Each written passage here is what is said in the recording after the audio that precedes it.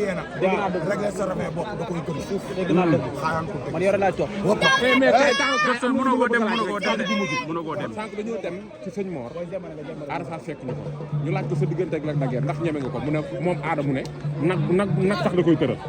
waaw Ada te seen alburax mu ne Lac de Guiers ak Eumeu Sène mais Eumeu Sène la gën a bëgg. waaw parce que da ngaa yaakaar ne Eumeu gën a nooy. waaw da yaakaar ne Eumeu gën a nooy. waaye daw na jëmb tàbbi si daay. waaw surtout loolu.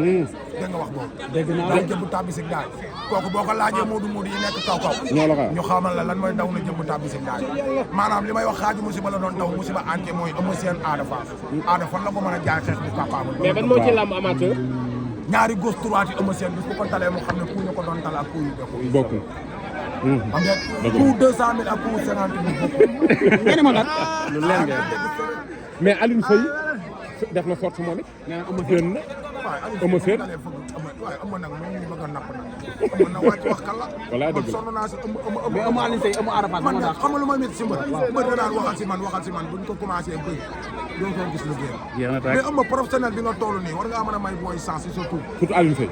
surtout Alioune Seye. boo lonkul Alioune Seye kan moo koy lonk. Alioune Seye du ñeexu ñebe mbër du ko lonk di dem.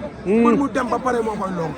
te Eumeu dem nga ba ñëw naan ci lem bi ba doyal. fi ne nii confirmation ak raaxal a dese. waaw doo jël kuy kuule nag.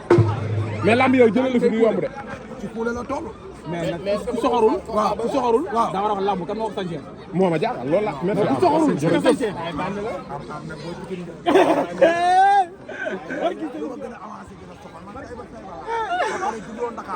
mais lii yombul de ku ne wër la nii lii.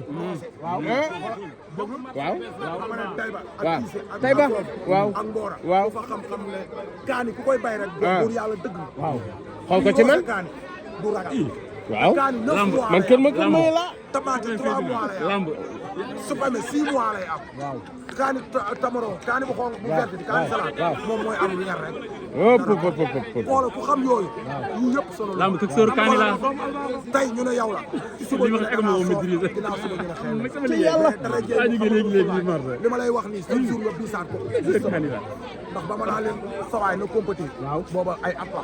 te bi compétir jotee ñëpp a ko génn. mais waaw. comme du new maa formé Marley. des fois gars yi dina sànni xeer. waaw waaw. maa formé Bébé Saloum. waaw. maa formé Yangu Sarr. waaw. maa formé Gabaar. te boobu lii xewul.